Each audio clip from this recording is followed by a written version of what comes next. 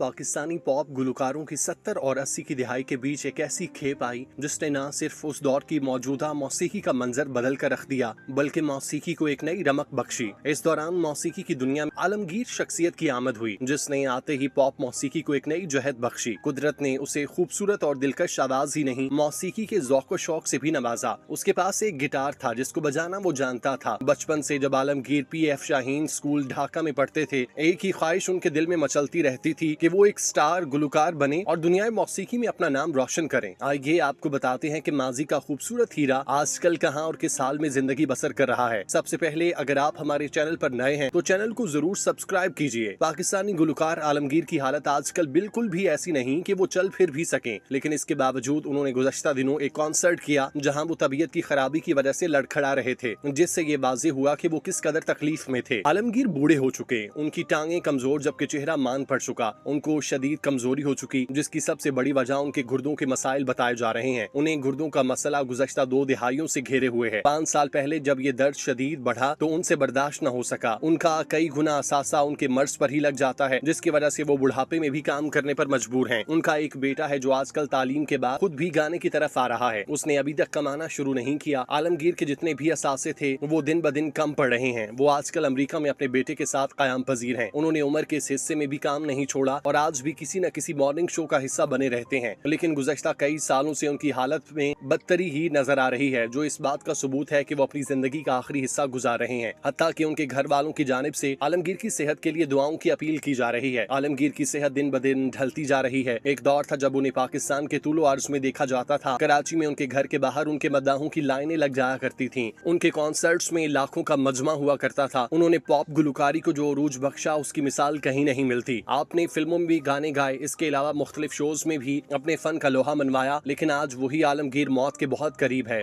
हमारी दुआ है कि अल्लाह उन्हें सेहत दें, लेकिन उनका मर्ज बढ़ता जा रहा है। उनके चेहरे पे मायूसी वाज़ेह है। वो रब से दुआ गो हैं कि उन्हें जल्द अच्छी सेहत अता करे। हमारी तमाम तर हमदर्दियां उनके खानदान के साथ हैं। आलमगीर जो कल एक चकाचौंध वाली जगमगाती जिंदगी से लुत्फानंदोज हो रहे थे, आज ज़हनी तौर पर इस हालत में नहीं कि उन्हें कुछ याद भी रह सके। उनके लहलहाते हुए बाल अब सफेद स्याही सा मंजर पेश कर रहे हैं। आलमगीर जिन्हें पाकिस्तान में पॉप मौसीकी का बानी और बेताज बादशाह माना जाता है, एक ऐसा नाम जिसने मौसीकी को एक नया रंग दिया। उन्होंने अपने करियर का आगाज निहायत सादा और कठिन हालात में किया, लेकिन उनकी लगन, मेहनत और फन से मोहब्बत ने उन्हें कामयाबी की बुलंदियों पर पहुंचाया। कराची के तारिक रोड पर वाक़ई ग्लोब होटल में सिर्फ 350 रुपए माहाना तनख्वाह और 2 घंटे गिटार बजाने के एवज गाना गाने का आगाज किया। ये वो वक्त था जब वो एक आम फनकार थे, लेकिन उनका ख्वाब बहुत बड़ा था। 1970 की दिहाई के अवाइल में पाकिस्तान टेलीविजन के प्रोग्राम संडे के संडे और हम में गिटार बजाने का मौका मिला, जहां उन्होंने करियर को एक नई जहत दी। आलमगीर को एल्विस ऑफ द ईस्ट कहा जाता है क्योंकि वो मगरबी मौसीकी, खास तौर पर एल्विस प्रेस्ले के गाने निहायत महारत से गाते थे। उन्हें पहला बड़ा ब्रेक उस वक्त मिला जब NTV पर उन्होंने स्पेन के मशहूर लोकगीत अलबेला राही की सूरत में गाया। इसके बाद उनका सफर थमा नहीं बल्कि कामयाबी की नई मंजिलें तय करता गया। उन्होंने एक से बढ़कर एक गाने दिए, जिनमें चाहे आंधी आए रे और ये शाम और तेरा नाम जैसे गाने आज भी लोगों के दिलों पर राज करते हैं। उनके गीत उर्दू बंगाली जुबानों के हसीन इम्तजाज से मुज़य्यन थे, जो उनकी इनफरादियत का बड़ा सबब बने। फिल्मी दुनिया में भी उनकी आवाज का जादू सर चढ़कर बोला। रॉबिन घोष जैसे मारूफ मौसीकार के साथ उनका ताउन यादगार रहा। फिल्म आईना का गीत मुझे दिल से न भुलाना और फिल्म जागीर का गाना हम चले तो हमारे संग संग निजारे चले उनकी कामयाबी की निशानियां बन गए। उन्होंने मुतादिद ऐसे गाने गाए जो वक्त के साथ मजीद मकबूल होते गए, जैसे मैंने तुम्हारी गागर से और सूना सूना जीवन अपना। उनकी फनकाराना खिदमात के एतराफ में उन्हें निगार अवार्ड से नवाजा गया। आलमगीर ने सिर्फ गुलकारी तक खुद को महदूद न रखा बल्कि मौसीकी की दीगर जहतों में भी काम किया। उन्होंने प्रोग्राम उमंग में बहसियत मौसीकार 4 गीत शायर मोहम्मद नासिर से लिखवाए, जिनमें से 2 उन्होंने खुद गाए, एक अफशा अहमद ने और एक 2 गाने दोनों ने मिलकर गाए। खास तौर पर शाम से पहले आना और कह देना आंखों से जैसे गाने आवाम में बेहद मकबूल हुए। क्रिस्टी यंग, एक कैनेडियन गुलकारा के साथ उन्होंने अपना मशहूर गीत कह देना आंखों से दोबारा रिकॉर्ड किया, जो पहले की तरह एक बार फिर मकबूल हुआ। उनके दीगर मशहूर गानों में गोरी पंगठ पे ठहरो, ख्याल रखना और माओं की दुआ पूरी हुई जैसे गीत शामिल हैं, जो आज भी सामीन को माजी की खूबसूरत यादों में ले जाते हैं। उनका फन, उनकी आवाज, उनके गीतों का अंदाज एक नस्ल से दूसरी नस्ल तक मुंतकिल होता रहा। आलमगीर की जिंदगी में कई कठिन लम्हात भी आए। वो अपने करियर के उरूज पर थे जब उनकी वालिदा बीमार हुई, जिसकी वजह से वो अमेरिका रवाना हो गए। वहाँ उन्होंने अपनी वालिदा की भरपूर खिदमत की, लेकिन खुद भी गुर्दों की बीमारी में मुब्तला हो गए। 2004 में उनकी बीमारी की तशखीस हुई और उसके बाद एक दिहाई से ज्यादा अरसा डायलिसिस पर रहे। अगरचे डॉक्टर्स ने उन्हें जल्द ही गुर्दों के ट्रांसप्लांट का मशवरा दिया, लेकिन मुनासिब ग्रुप का गुर्दा न मिलने की वजह से ये अमल ताखीर का शिकार रहा।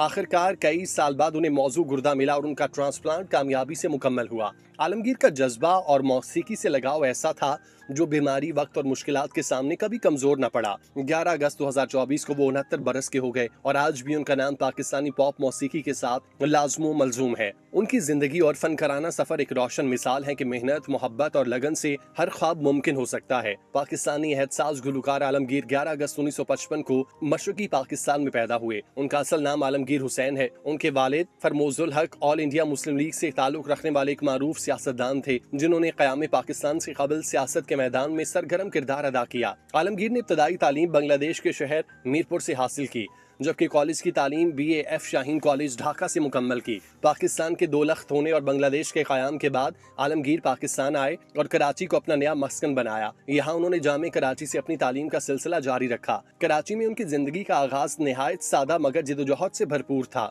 वो PCHS सोसाइटी में रिहाइश वजीर थे।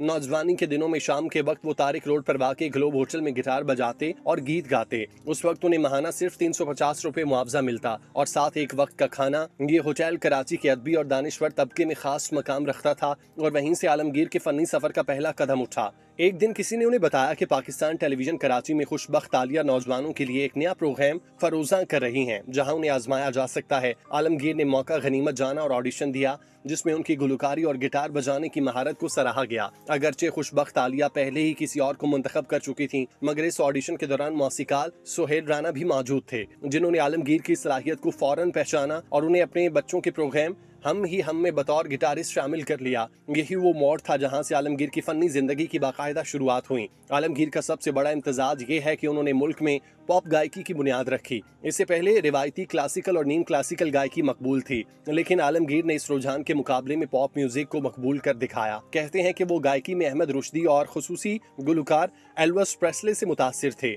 1973 में आलमगीर ने शायद सिद्दीकी के लिखे हुए गीत अलबेला राही को पाकिस्तान टेलीविजन के प्रोग्राम संडे के संडे में गाया। ये गीत नौजवानों में बेहद मकबूल हुआ और आलमगीर की आवाज घर घर पहुंची। उस जमाने में पाकिस्तान की मौसीकी की दुनिया में क्लासिकल तर्ज और गजल फिल्मी मौसीकी गालिब थी, जबकि पॉप मौसीकी को ज्यादा संजीदगी से नहीं लिया जाता था। लेकिन आलमगीर ने न सिर्फ इस नए अंदाज को मुतारिफ कराया, बल्कि उसे अवाम में मकबूल भी बनाया। उनके अंदाज को इब्तदा में अहमद रुश्दी के अंदाज से मुशाबत दी गई, मगर आलमगीर ने अपनी इनफरादियत बरकरार रखी और जल्द ही अलग पहचान बनाई। उनकी मौसीकी में खास ताजगी, जिद्दत और नौजवानों के जज्बात की तर्जुमानी थी। अलबेला राही के बाद उन्होंने एक के बाद एक कामयाब गीत पेश किए। उनके गाने सिर्फ उर्दू तक महदूद न रहे, बल्कि उन्होंने अपनी मादरी जुबान बंगला में भी कई गाने गाए, जिनमें अमाए भाषलीरे खासतौर पर बहुत मशहूर हुआ। उनके गीतों में रोमान, उम्मीद, नरमी और नयापन महसूस होता है। उनकी मौसीकी ने न सिर्फ उनकी नस्ल बरगे आने वाली नस्लों को भी मुतासिर किया। आलमगीर के मदाहों की तादाद बहुत ज्यादा थी। जब वो अपनी सुर्ख सेडान कार में झील पार कराची आते तो नौजवान उनकी झलक देखने के लिए इकट्ठे हो जाते। वो पॉप कल्चर का एक बड़ा नाम बन चुके थे। उनके फैशन, अंदाज, गिटार के साथ परफॉर्मेंस और खुश अखलाकी ने उन्हें नौजवानों का हीरो बना दिया। पाकिस्तानी पॉप स्टार आलमगीर न सिर्फ पाकिस्तान बल्कि पूरी दुनिया में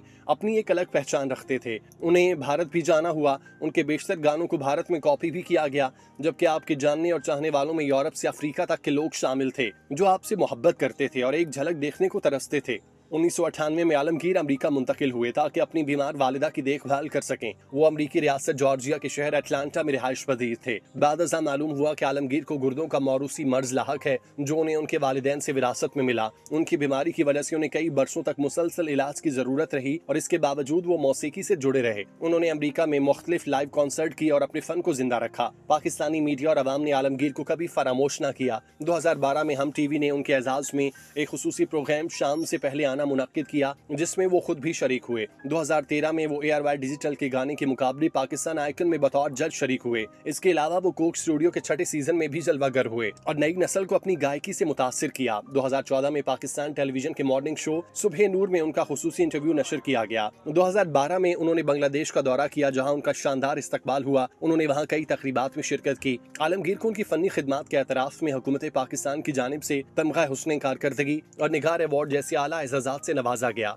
आलमगीर आज भी अमेरिका में मुकीम है, मगर पाकिस्तान से उनका ताल्लुक और मोहब्बत हमेशा बरकरार रही है। वो अब भी मुख्तलिफ तकरीबात और प्रोग्राम्स में शिरकत करते हैं। उनका फनी सफर न सिर्फ पाकिस्तान की मौसीकी में एक अहम बाब है, बल्कि उनकी जिंदगी का हर पहलू नौजवानों के लिए हौसला, उम्मीद और जिदोजहद की मिसाल है। हमारी दुआ है कि अल्लाह रब्बुल इज्जत आलमगीर जैसे बाकमाल पॉप स्टार को हमेशा अपनी अमान में रखे और उनके तमाम दुख दूर करके उन्हें अच्छी सेहत अता करे। आमीन।